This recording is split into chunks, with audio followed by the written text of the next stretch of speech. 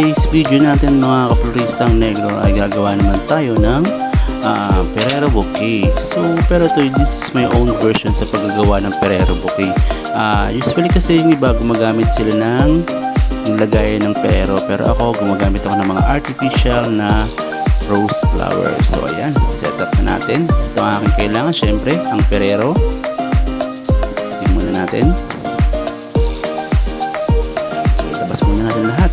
So kung bago pa lang kayo sa aking channel, huwag niyong kalimutang i-subscribe ang aking YouTube channel, Floristang Negro. So ayan.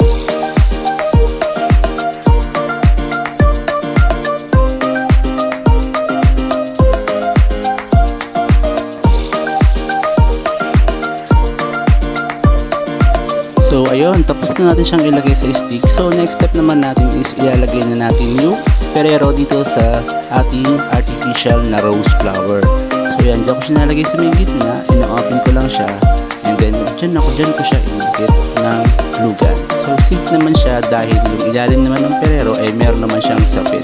So pipitasin nyo na lang, pwede nyo lang kainin. So ayan, so tignan nyo kung paano ko siya nilalagay. So ayan.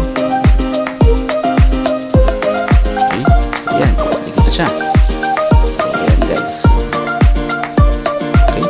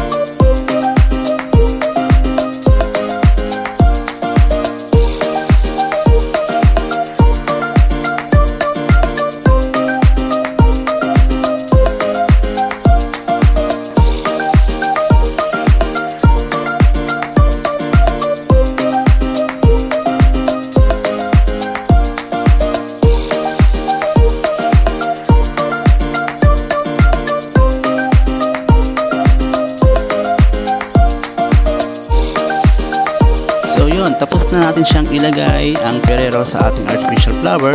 So ngayon naman, i-arrange na natin siya. Nag-prepare ako ng isang styro para dito siya ituhog. Ayan.